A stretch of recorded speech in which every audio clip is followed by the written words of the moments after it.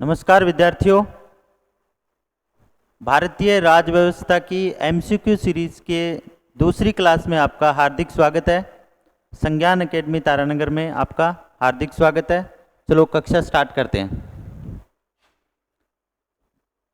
भारतीय संविधान की प्रस्तावना से संबंधित एक क्लास हमारी हो चुकी है, जिसमें हमने लगभग 22-23 एमसीक्यूज करे थे, जिनमें से कुछ क्वेश्चन प्रीवियस एग्जाम में आए हुए थे। इंपॉर्टेंट क्वेश्चन हमने किए थे। अभी अगली श्रेणी के अंदर दूसरी क्लास में जो आगे के एमसीक्यूज हैं वो हम सॉल्व करते हैं। पंथ निरपेक्ष शब्द भारत के संविधान की उद्देशिका का एक भाग है। 44वें संविधान संशोधन के बाद, 73वें संविधान संशोधन के बाद, कार्यान्वयन की तिथि से 42वें संविधान संशोधन के बाद, तो जो पंथ निरपेक्ष शब्द है वो भारत के संविधान की प्रस्तावना में, मूल संविधान में नहीं था। यह भारत के संविधान के 42वें संविधान संशोधन के बाद संविधान की प्रस्तावना में जोड़ा गया। 42वें संविधान संशोधन में संविधान की प्रस्तावना में तीन शब्द जोड़े गए थे। 42वां संविधान संशोधन संविधान संशोधन 1976 में लाया गया था। इसमें प्रस्तावना में तीन शब्द जोड़े गए थे। एक तो समाजवाद, एक पंथ निरपेक्ष और एक अखंडता। अखंडता शब्द इसमें जोड़ा गया था। केशवानंद भारतीवाद हुआ था एक। केशवानंद भारतीवाद के तहत सर्वोच्च न्यायालय ने कहा था कि भारत के संविधान की प्रस्तावना संविधान का अंग है, संविधान का अभिन्न अंग है और इसमें संशोधन भी किया जा सकता है, संशोधन भी किया जा सकता है। और इस आधार पर भारतीय संसद ने 42वें संविधान संशोधन के तहत भारत के संविधान की प्रस्तावना में तीन नए शब्द जोड़े, जिनमें समाजवाद, पंथ निरपेक्ष और अखंडता शब्द थे। तो सही उत्तर हुआ 42वें संविधान संशोधन 1976। भारत के संविधान निर्माताओं का मत निम्नलिखित में से किसमें प्रतिबिंबित होता है? उद्देशिका, मूल अधिकार, नीति निर्देशक तत्व और मूल कर्तव्य। भारत के संविधान निर्माताओं के विचार और उच्च आदर्शों को संविधान की प्रस्तावना में ये परिलक्षित होते हैं, यानी प्रतिबिंबित होते हैं। तो इसका सही उत्तर हुआ उद्देशिका। प्रस्तावना को ही उद्देशिका या प्रिएम्बल कहते हैं। नेक्स्ट क्वेश्चन, निम्नलिखित में से किसने 13 दिसंबर 1946 को संविधान सभा में उद्देश्य संकल्प प्रस्तावित किया? ऑब्जेक्टिव रिजोल्यूशन, जो भारत के संविधान की उद्देशिका बना। हमने इस प्रकार का क्वेश्चन पहले भी देखा है कि भारत के संविधान की प्रस्तावना मुख्य रूप से पंडित जवाहरलाल नेहरू के द्वारा संविधान सभा में 13 दिसंबर 1946 को प्रस्तुत उद्देश्य प्रस्ताव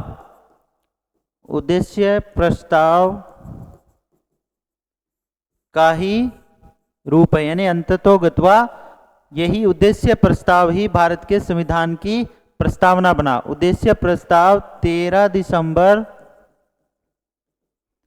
1946 को संविधान सभा में रखा गया था और 22 जनवरी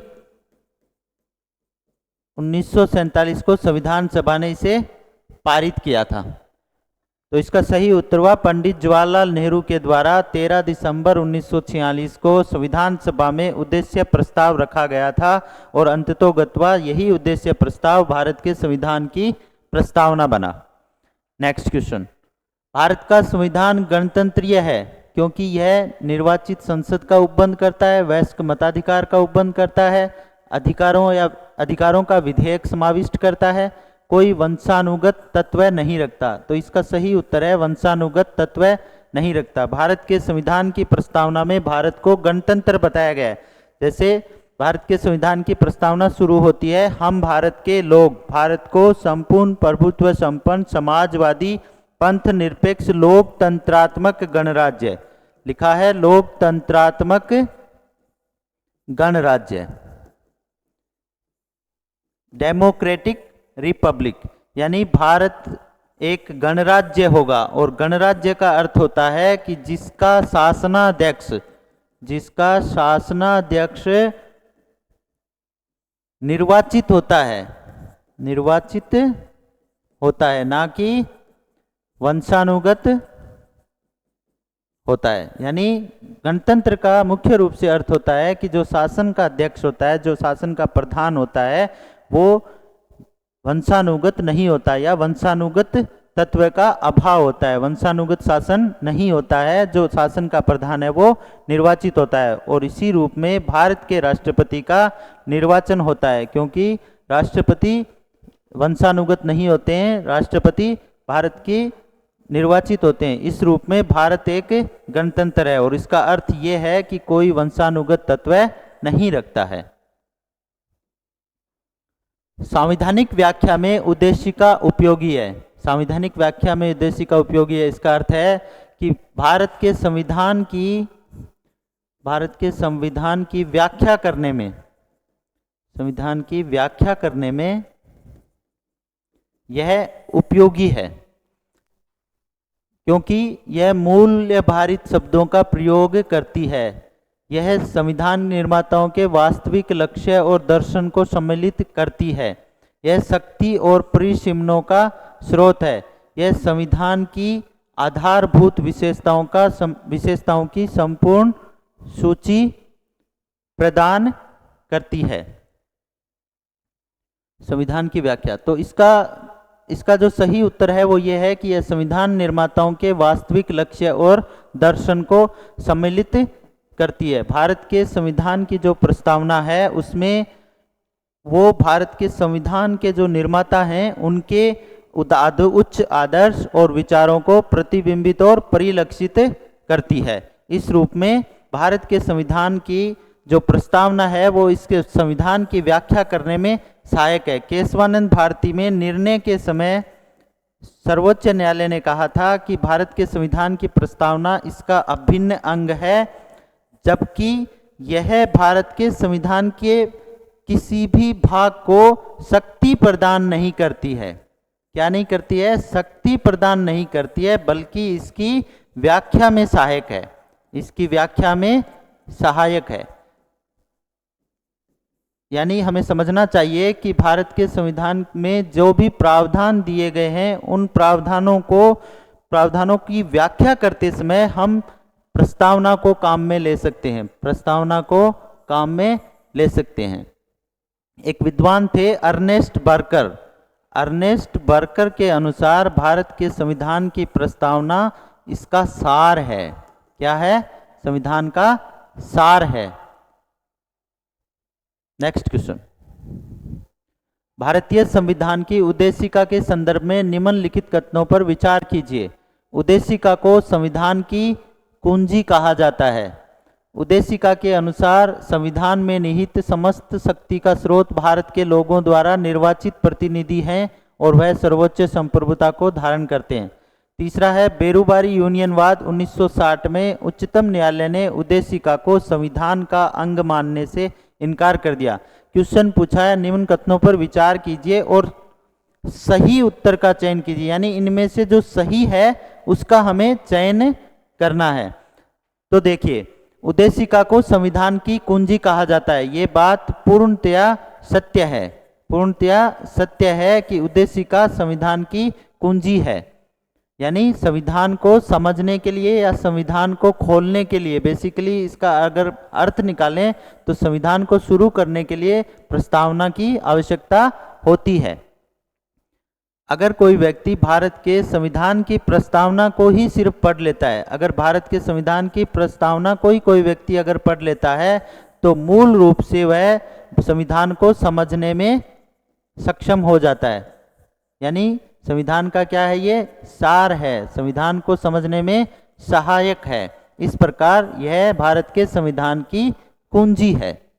यानी शुरुआत करने के लिए प्रस्तावना को पढ़ना पड़ता है, और प्रस्तावना अगर आपके समझ में आ जाती है तो भारत के संविधान के जो अन्य प्रावधान हैं, संविधान के जो भाग हैं, उनमें जो अन्य प्रावधान है वो समझने में आसानी होती है। इस रूप में प्रस्तावना संविधान की कुंजी भी कही जाती है, प्रस्तावना कुंजी कही जाती है। नेक्स्ट, तो ये बात पूर्णतया सत्य है। दूसरा ऑप्शन, उद्देशिका के अनुसार संविधान में निहित समस्त शक्ति का स्रोत भारत के लोगों द्वारा निर्वाचित प्रतिनिधि और सर्वोच्च संप्रभुता धारण करते हैं। नहीं, भारत की सर्वोच्चता, भारत के संविधान की शक्ति, तो भारत के संविधान की जो प्रस्तावना स्टार्ट होती है वो होती है हम भारत के लोग, हम भारत के लोग से स्टार्ट होती है। अर्थात जो संविधान को जो शक्ति प्राप्त होती है, संविधान की शक्ति प्राप्त होती है भारत के लोगों से, भारत की जनता से। इस रूप में जो मुख्य शक्ति का जो आधार है वो है भारत के लोग, ना कि भारत के लोगों के द्वारा निर्वाचित प्रतिनिधि कोई संप्रभुता धारण नहीं करते हैं। भारत में संप्रभुता या सर्वोच्चता के रूप में अगर देखा जाए तो भारत की जो संसद है, भारत की संसद सर्वोच्च विधायी संस्था जरूर है, भारत की सर्वोच्च विधायी संस्था है, यानी नियम बनाने और कानून बनाने की सर्वोच्च विधायी संस्था है। लेकिन जो शक्ति का जो मुख्य आधार है वो हम भारत के लोगों में यानी भारत की जनता में निहित है। और हमारे भारत के संविधान की प्रस्तावना की शुरुआत इसी से ही होती है कि हम भारत के लोग भारत को एक संपूर्ण प्रभुत्व संपन्न समाजवादी पंथ निरपेक्ष लोकतंत्रात्मक गणराज्य बनाते हैं। नेक्स्ट है इसमें बेरूबारी यूनियनवाद। 1960 में उच्चतम न्यायालय ने उद्देशिका को संविधान का अंग मानने से इनकार कर दिया। ये बात पूर्णतया सत्य है, ये बात पूर्णतया सत्य है। बेरूबारी यूनियनवाद, बेरूबारी यूनियनवाद ये वाद था जो बेरूबारी क्षेत्र को बांग्लादेश, आज का जो वर्तमान बांग्लादेश है, उसके अधीन या उसमें कुछ क्षेत्र देने के हिसाब से देने के लिए ये एक वाद आया था। एक सुप्रीम कोर्ट में, सर्वोच्च न्यायालय में एक वाद आया था, और इस वाद में सर्वोच्च न्यायालय ने प्रस्तावना को संविधान का अंग मानने से इनकार कर दिया, प्रस्तावना को संविधान का अंग नहीं माना था। तो आपके आगे भी कई क्वेश्चन ऐसे आ सकते हैं जिसमें पूछा जाएगा कि किस वाद में भारत के संविधान की प्रस्तावना को संविधान का भाग माना। तो बेरूबारी यूनियनवाद में भारत के संविधान की प्रस्तावना को संविधान का अंग या संविधान का भाग नहीं माना। केशवानंद भारतीवाद जरूर था, जिसमें केशवानंद भारतीवाद में सुप्रीम कोर्ट ने भारत के संविधान की प्रस्तावना को क्या माना, संविधान का अंग माना। एसआर बम्बईवाद, यानी एक दो केस का नाम मैं आपको बता देता हूं। एसआर बम्बईवाद, एसआर बम्बईवाद में ये कर्नाटक से संबंधित वाद था। एसआर बम्बईवाद में संविधान का अंग माना प्रस्तावना को। दूसरा था केशवानंद भारतीवाद, केशवानंद भारतीवाद। केशवानंद भारतीवाद एक संविधान से संबंधित एक महत्वपूर्ण वाद है। इसके अंदर जो प्रावधान, इसके जो तहत जो न्यायालय ने जो निर्णय दिए थे उसमें संविधान से रिलेटेड कई व्याख्याएं की थी, जिसमें से एक व्याख्या ये है कि संविधान की प्रस्तावना इसका भाग है, यानी अंग है। दूसरा इसमें कहा था कि प्रस्तावना में क्या किया जा सकता है, संशोधन किया जा सकता है, प्रस्तावना में संशोधन किया जा सकता है। तीसरा इसमें कहा था कि प्रस्तावना जो है वो भाग जरूर है, लेकिन यह किसी भी भाग या किसी प्रावधान को क्या नहीं देती है, शक्ति नहीं देती है, सिर्फ उसकी व्याख्या में काम आती है। नेक्स्ट क्वेश्चन करते हैं। इस नाते इस क्वेश्चन को सॉल्व करते हैं हम। इस क्वेश्चन में ये बिल्कुल सही है, संविधान की कुंजी माना जाता है। दूसरा इसमें गलत है। तीसरा बेरूबारी यूनियनवाद में संविधान की प्रस्तावना को संविधान का भाग नहीं माना था। तो इसमें 1 और 3 सही हैं, 1 और 3 इसमें सही हैं। नेक्स्ट क्वेश्चन, भारतीय संविधान की उद्देशिका के संदर्भ में निम्नलिखित कथनों पर विचार कीजिए। उद्देशिका न तो विधायिका की शक्ति का स्रोत और न ही उसकी शक्तियों पर प्रतिबंध आरोपित करती है। यह न्यायालय में गैर न्यायोचित है। ये बात भी सही है। सर्वप्रथम बेरोबारीवाद में उद्देशिका की संशोधनीयता को वैधता प्रदान की, नहीं, ये बात गलत है। ये भी सही है, क्योंकि शक्तियों पर न तो कोई शक्ति प्रदान करती है, न ही कोई शक्ति पर प्रतिबंध लगाती है। इससे पहले हम पढ़ रहे थे कि केशवानंद भारतीवाद में न्यायालय ने निर्णय के दौरान कहा था कि संविधान की प्रस्तावना संविधान का भाग जरूर है, लेकिन यह संविधान के किसी भी भाग को शक्ति प्रदान नहीं करती है, यह सिर्फ व्याख्या में काम आती है। तो इस रूप में यह कथन सही है, क्योंकि यह न तो कोई शक्ति प्रदान करती है, ना ही कोई शक्ति पर प्रतिबंध लगाती है। दूसरा जो है, यह न्यायालय में गैर न्यायोचित है। संविधान की प्रस्तावना गैर न्यायोचित है, क्योंकि इसके उल्लंघन पर हम न्यायालय में नहीं जा सकते। तीसरा है, बेरोबारीवाद में उद्देशिका की संशोधनीयता को वैधता प्रदान की गई, नहीं, क्योंकि बेरोबारीवाद में संविधान की प्रस्तावना को संविधान का अंग ही नहीं माना गया था। जबकि केशवानंद भारती जो वाद था, केशवानंद भारतीवाद 1973, ये केरल राज्य से संबंधित वाद था। तो इसमें संविधान की प्रस्तावना को अंग भी माना था और इसमें संशोधन की भी बात की गई थी, यानी संशोधन किया जा सकता है। तो इस नाते ये कथन गलत है। तो इसका उत्तर हो गया 1 और 2, ऑप्शन ए सही है। नेक्स्ट क्वेश्चन, निम्नलिखित में से कौन भारत को धर्मनिरपेक्ष राज्य वर्णित करता है, यानी धर्मनिरपेक्ष। पिछली क्लास में हमने बात की थी कि धर्मनिरपेक्ष और पंथ निरपेक्ष शब्दों का जो इंग्लिश अर्थ होता है वो एक ही होता है, सेकुलर होता है। जबकि भारत के संविधान में पंथ निरपेक्ष शब्द को अपनाया गया है, धर्मनिरपेक्ष शब्द को नहीं अपनाया गया। हमने इस पे चर्चा कर ली थी कि धर्मनिरपेक्ष क्यों नहीं अपनाया गया और पंथ निरपेक्ष क्यों अपनाया गया। तो क्वेश्चन है कि धर्मनिरपेक्ष या पंथ निरपेक्ष राज्य वर्णित करता है। तो पंथ निरपेक्ष भारत के संविधान की प्रस्तावना इसको पंथ निरपेक्ष, यानी भारत को पंथ निरपेक्ष जो बताती है वो है भारत के संविधान की प्रस्तावना। जैसे हम भारत के लोग भारत को संपूर्ण प्रभुत्व संपन्न समाजवादी पंथ निरपेक्ष लोकतंत्रात्मक गणराज्य, यानी पंथ निरपेक्ष। तो भारत के संविधान की जो प्रस्तावना है वो भारत को पंथ निरपेक्ष या धर्मनिरपेक्ष राज्य घोषित करती है। भारत एक गणतंत्र है, इसका अर्थ है, ये क्वेश्चन रिपीट हुआ है पर दूसरे रूप में रिपीट हुआ है, क्योंकि क्वेश्चन तो आपके एग्जाम में भी रिपीट होते हैं पर कई बार ऑप्शन बदल दिए जाते हैं या क्वेश्चन पूछने का तरीका बदल दिया जाता है। जैसे धर्मनिरपेक्ष या पंथ निरपेक्ष से संबंधित अनेक प्रकार के क्वेश्चन एग्जाम में आते हैं।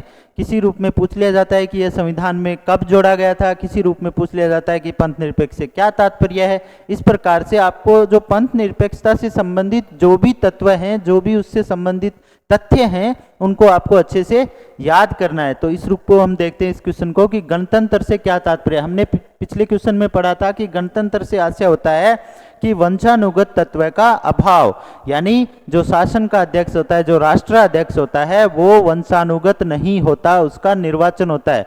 तो वंशानुगत का अभाव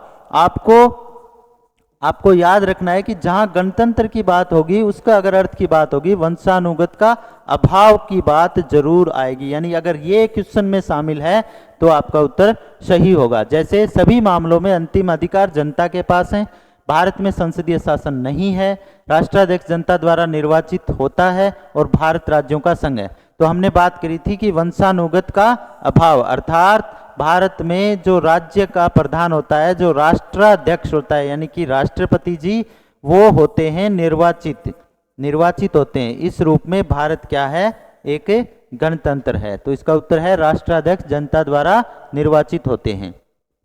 नेक्स्ट क्वेश्चन, भारतीय संविधान की प्रस्तावना में वर्णित पंथ निरपेक्ष शब्द का व्यापक अर्थ। देखो पंथ, मैंने आपको इससे पहले क्वेश्चन में बताया था कि पंथ निरपेक्षता से संबंधित अनेक प्रकार के क्वेश्चन आते हैं, तो अलग अलग रूप में क्वेश्चन पूछा जाता है। जैसे ये क्वेश्चन पूछा है कि भारतीय संविधान की प्रस्तावना में वर्णित पंथ निरपेक्ष शब्द का व्यापक अर्थ क्या है, यानी पंथ निरपेक्षता का व्यापक अर्थ क्या होता है। तो मुख्य रूप से हमने इस पे पहली क्लास में चर्चा की थी कि जैसे पंथ निरपेक्ष है, पंथ निरपेक्ष का जो स्पष्ट उत्तर होता है, स्पष्ट जो व्याख्या होती है वो ये होती है कि राज्य का कोई भी राज्य धर्म ना होना, राज्य धर्म ना होना। लेकिन भारत के संदर्भ में, यानी भारतीय संविधान के संदर्भ में इसका व्यापक अर्थ होता है पंथ निरपेक्षता का भारतीय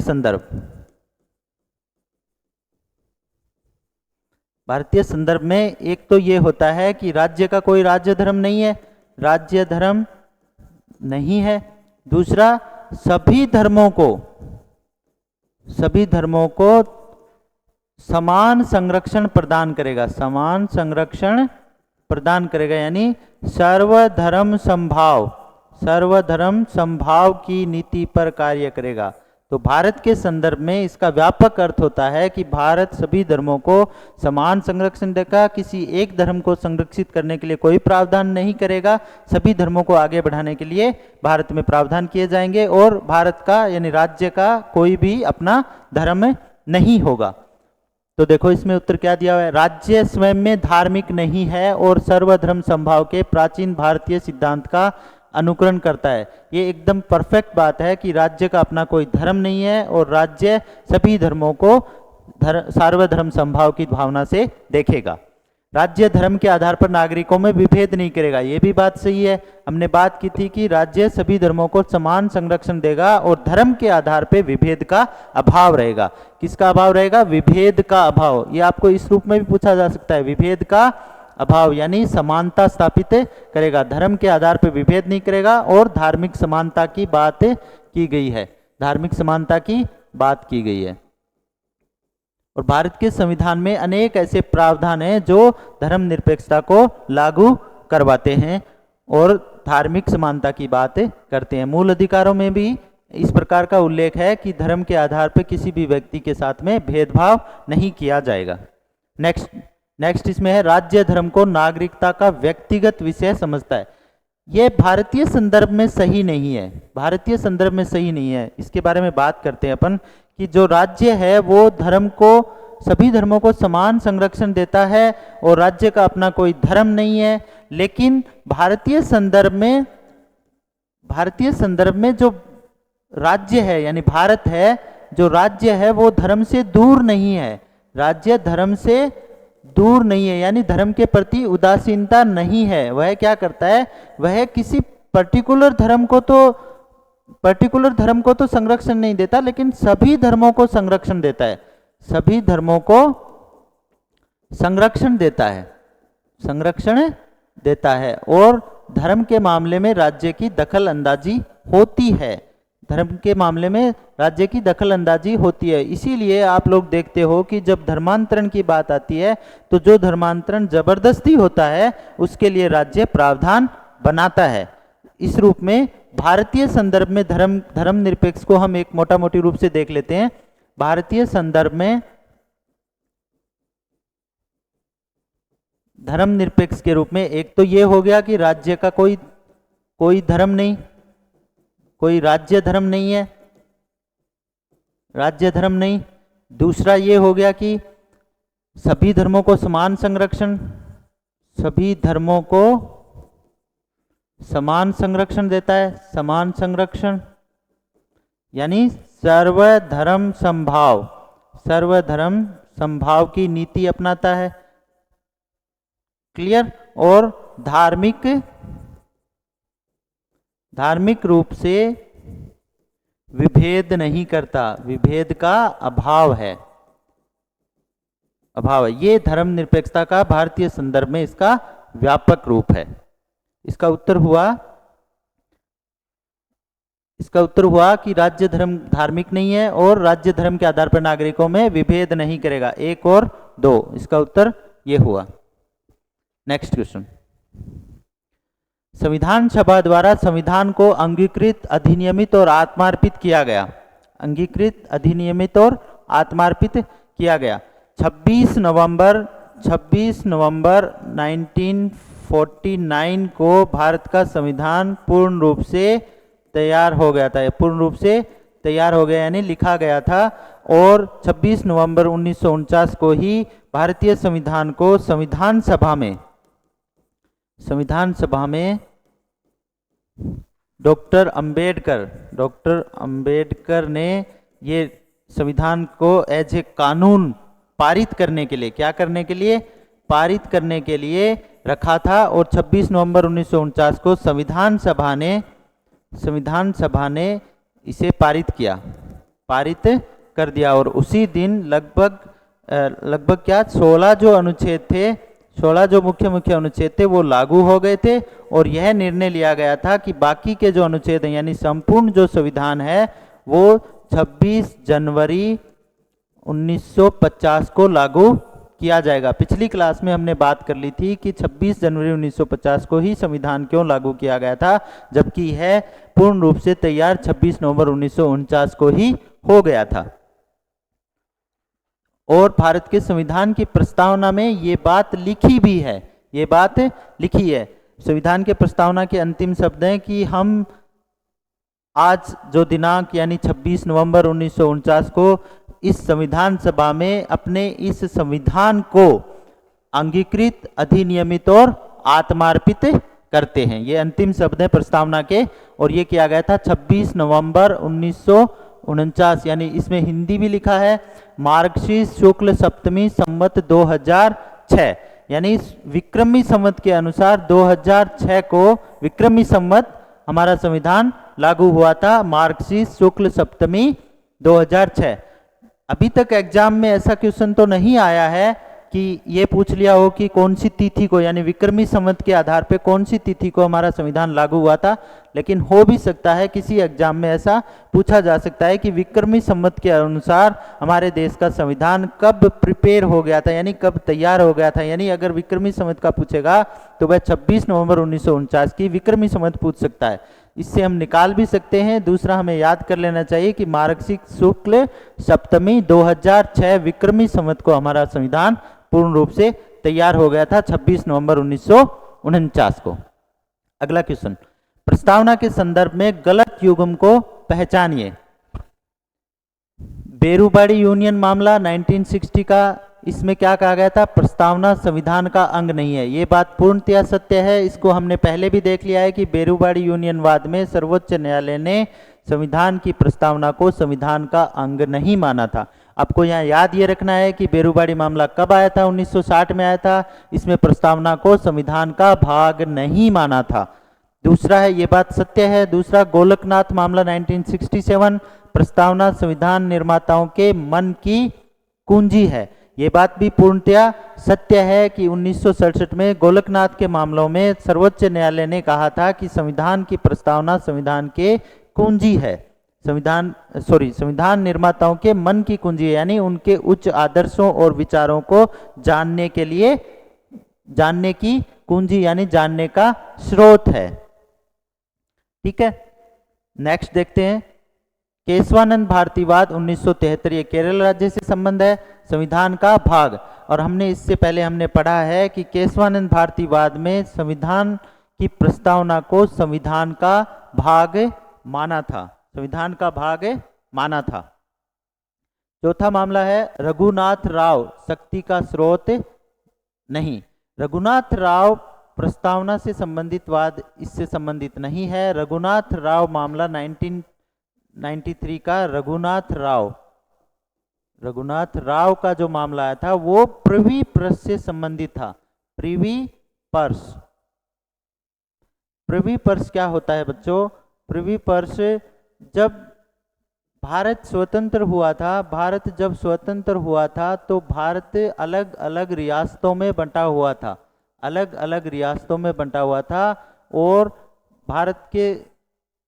भारत में जो संविधान निर्माताओं और भारत के जो उस समय की लीडरशिप थी, उन्होंने प्रयास करके भारत को एकीकरण किया, भारत का एकीकरण किया और इस एकीकरण के दौरान जो देसी रियासतें थी, जो राज्य रजवाड़े थे, देसी रियासतें, उन्हें भारत संघ में मिलाया। किस में मिलाया? भारत संघ में। क्योंकि जब अंग्रेज यहाँ से गए थे तो उन्होंने जो देसी रियासतें थे उनसे जो ट्रीटी की थी, उनसे जो संधियां की हुई थी, उन संधियों को उन्होंने कैंसिल कर दिया, रद्द कर दिया और उन्हें पुरानी स्थिति में ला दिया। पुरानी स्थिति मतलब वो अपने राज्य, अपने आप में एक स्वतंत्र राज्य हो गए थे।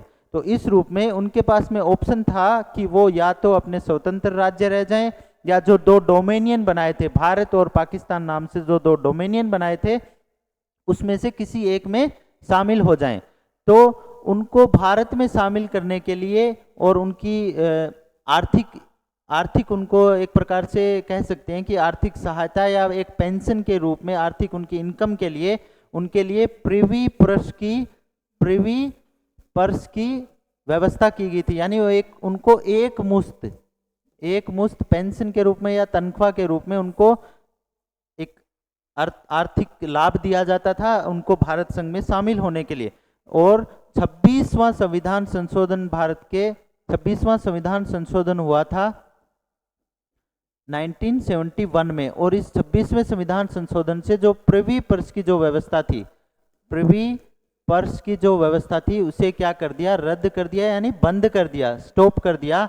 तो इसी से संबंधित ये रघुनाथ राव मामला 1993 में आया था।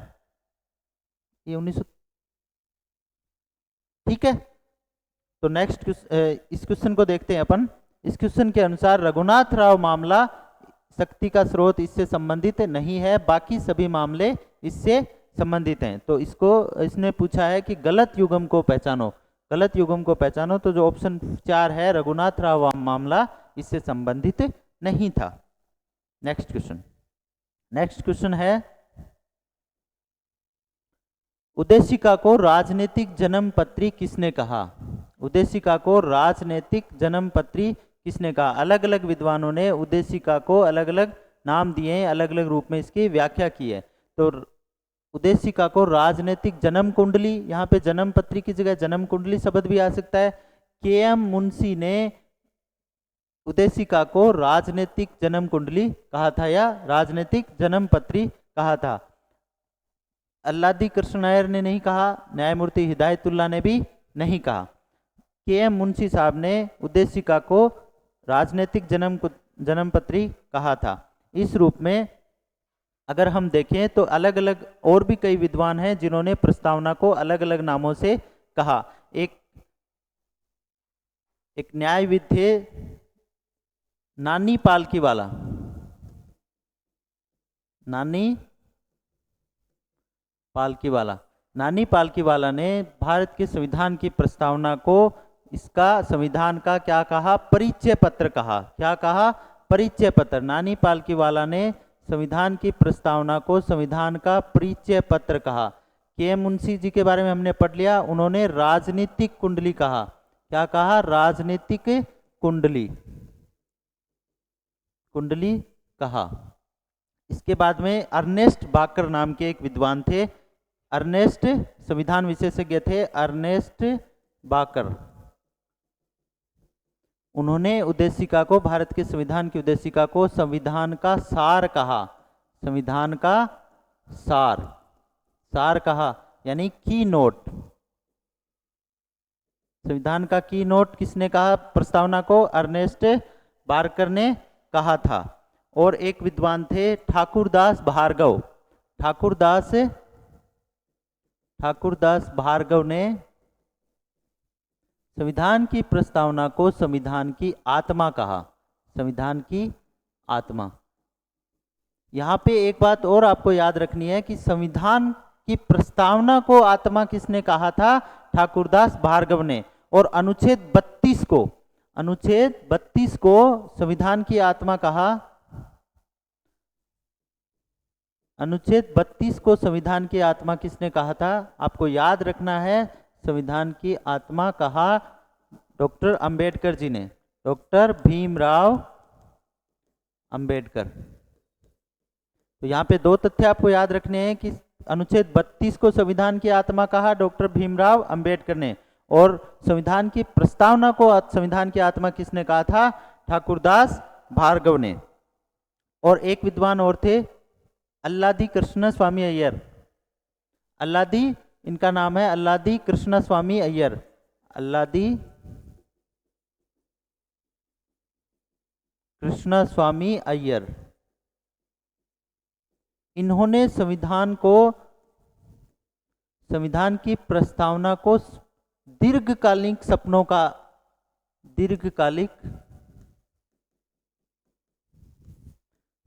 का क्या कहा? विचार कहा।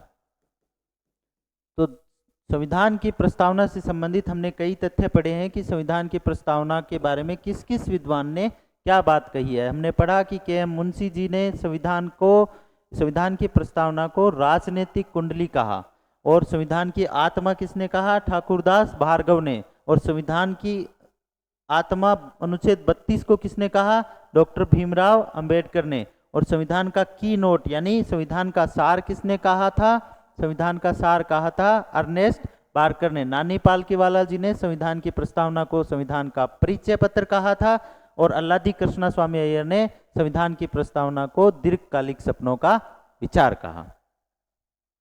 नेक्स्ट क्वेश्चन, किस वाद में पंथ निरपेक्षता को संविधान का आधारभूत ढांचा माना? एक वाद आया था जिसकी हमने पहले भी चर्चा करी है, एस.आर. बॉम्बईवाद। एस.आर. बॉम्बईवाद, ये 92 का वाद है। और दोस्तों ये संबंध है कर्नाटक राज्य से संबंधित है। और इस वाद में सर्वोच्च न्यायालय ने संविधान की प्रस्तावना में व्याप्त शब्द पंथ निरपेक्षता को आधारभूत ढांचा माना। संविधान का आधारभूत ढांचा माना। सर्वोच्च न्यायालय के द्वारा प्रतिपादित एक सिद्धांत है जिसे आधारभूत ढांचा या मूल ढांचा या बेसिक स्ट्रक्चर का सिद्धांत, बेसिक स्ट्रक्चर ऑफ प्रिंसिपल का सिद्धांत या बेसिक स्ट्रक्चर ऑफ प्रिंसिपल कहते हैं। और इसका अर्थ होता है कि संविधान में, यानी हम बात कर रहे हैं किसकी? आधारभूत ढांचे की। आधारभूत ढांचे की बात कर रहे हैं। आधारभूत ढांचे यानी बेसिक स्ट्रक्चर ऑफ कॉन्स्टिट्यूशन की बात कर रहे हैं। यह सर्वोच्च न्यायालय ने बताया कि हमारे संविधान में कुछ प्रावधान ऐसे हैं जिनके परिवर्तन या जिनके निरसन का अर्थ समाप्ति से होता है, निरसन से जो संविधान की मूल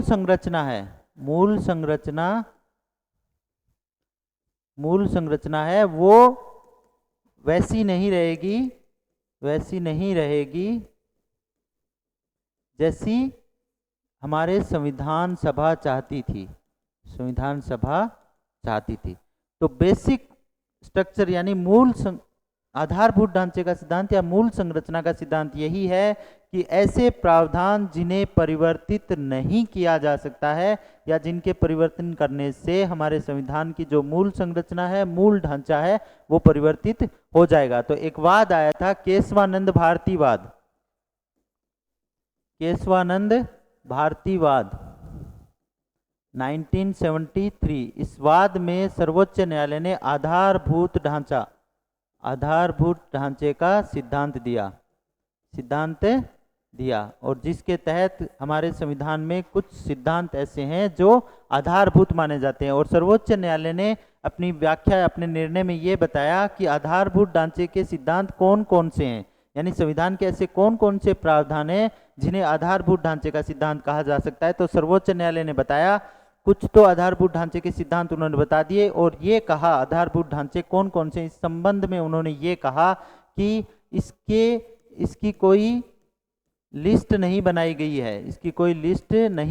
है, जबकि अपने निर्णयों से जब समय आता है, तथ्य जब उसके सामने आएंगे तो अपने निर्णयों से वह बताएगा, वह कौन? सर्वोच्च न्यायालय बताएगा कि कौन सा प्रावधान कौन सा प्रावधान आधारभूत ढांचे का है।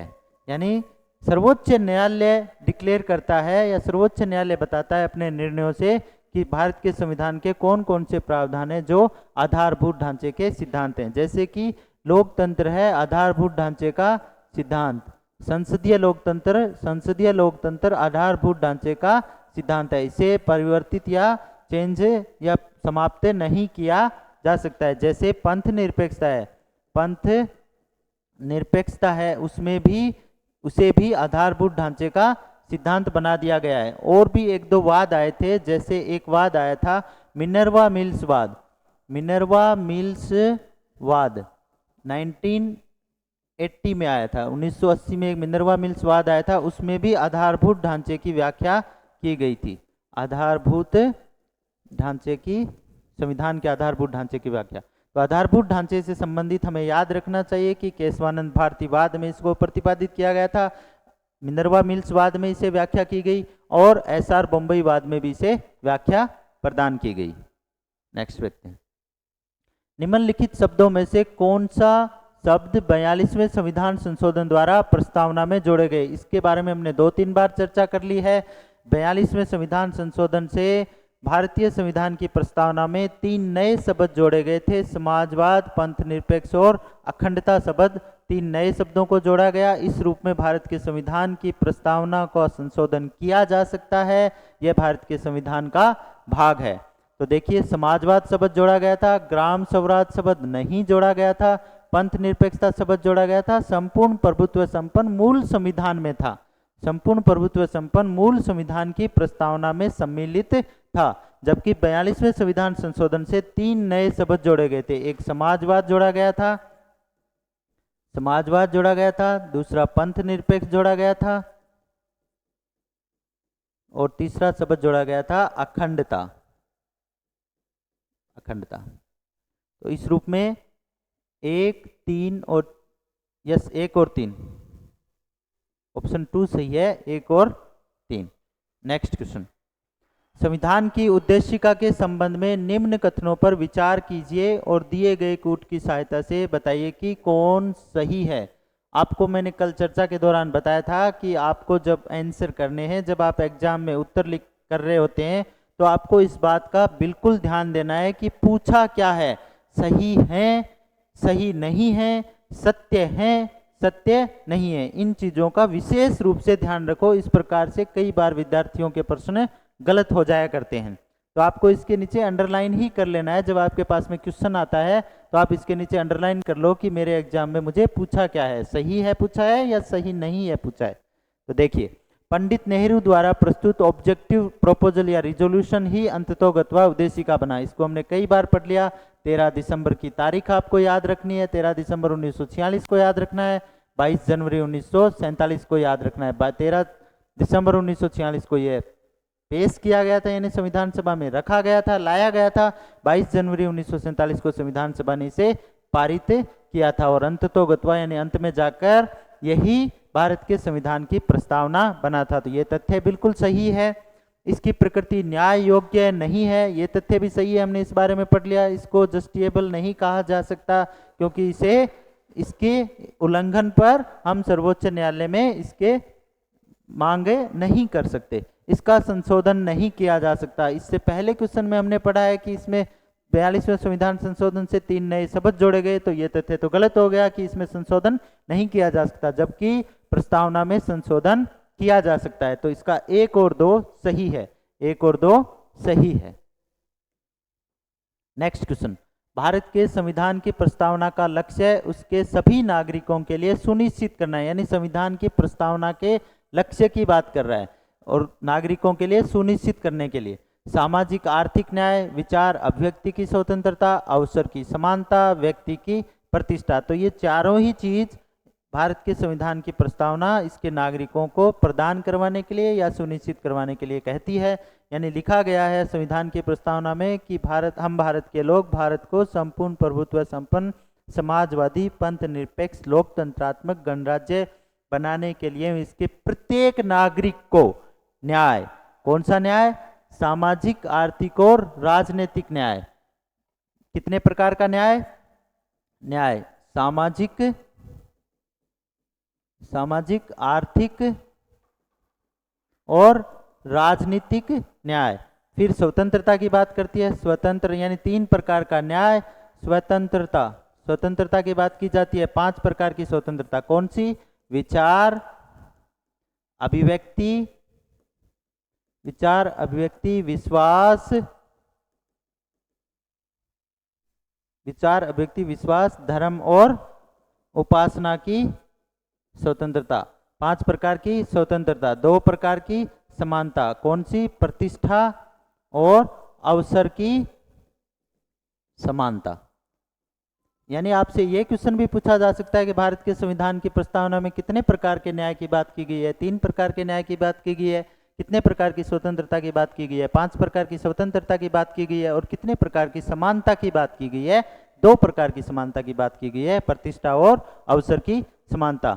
तो ये सभी बातें इसमें निहित हैं, यानी सभी चारों इसमें प्रदान करने की बात की गई है। नेक्स्ट क्वेश्चन देखते हैं। भारत को एक है क्योंकि गणराज्य मुख्य रूप से, अच्छा यहाँ पे मिसप्रिंट हुआ है, भारत एक गणराज्य है। भारत एक गणराज्य है। भारत एक गणराज्य है क्योंकि इसका मुख्य रूप से माना जाता है राज्याध्यक्ष का चुनाव होता है। 15 अगस्त को स्वतंत्र हुआ, इसका गणराज्य से कोई संबंध नहीं है। उसका अपना लिखित संविधान है। यस, लिखित संविधान है, पर गणराज्य है इसलिए जरूरी नहीं है कि लिखित संविधान हो।